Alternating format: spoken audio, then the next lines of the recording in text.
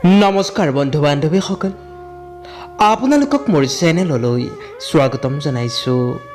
বন্ধু বান্ধৱীসকল, 2021 চনটি আজি এইদৰেই বিদায় দিয়ক।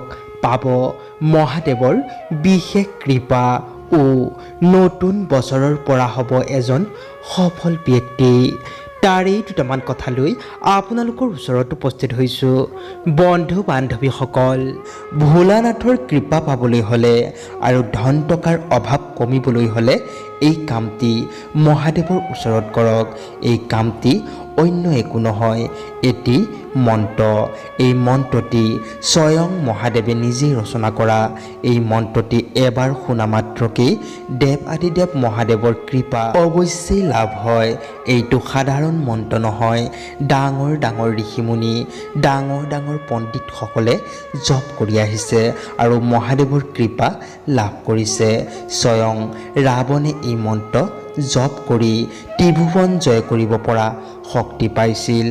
এটি এনেকুৱা শক্তিশালী মন্ত্ৰ, কোনো সাধাৰণ মানুহে যদি এই মন্ত্ৰটি জপ কৰে তেন্তে 9টি গ্ৰহৰ বেয়া শক্তিৰ প্ৰভাৱ কোনোদিন নপৰে। এই মন্ত্ৰটি সঠিক সময়ত জপ কৰিব লাগিব, নহ'লে কোনো ফল পোৱা নাযায়।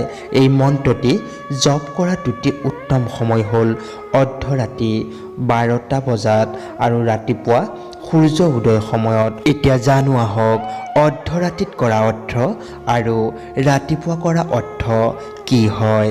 অৰ্ধৰাতি এই মন্ত্ৰ জপ কৰা অৰ্থ হ'ল অৰ্ধৰাতি যি শীতলতা আৰু মধুৰতা পোৱা যায় তাৰে এটি অপূৰ্বপূৰ্ণ অনুভূতি। আৰু ৰাতিপুৱা সূৰ্য উদয় হোৱাৰ সময়ত জপ কৰা অৰ্থ হ'ল সূৰ্য উদয় হোৱাৰ সময়ত পৃথিৱীত যি ৰশ্মি পৰে খুবেই পবিত্ৰ।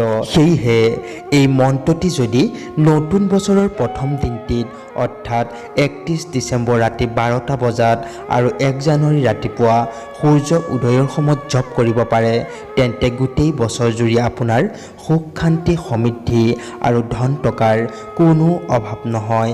এই মন্ত্ৰটি হৈছে ওম হ্ৰীম ওম শ্ৰীম ওম ক্লীম ওম হিম শ্ৰীম ক্লীম ভিত্তিচ্ছৰায়া নমে নমঃ। এই মন্ত্ৰটি মহাদেৱৰ ওচৰত এটি শুদ্ধ প্ৰদীপ জ্বলাই 21 বাৰ জপ কৰিব।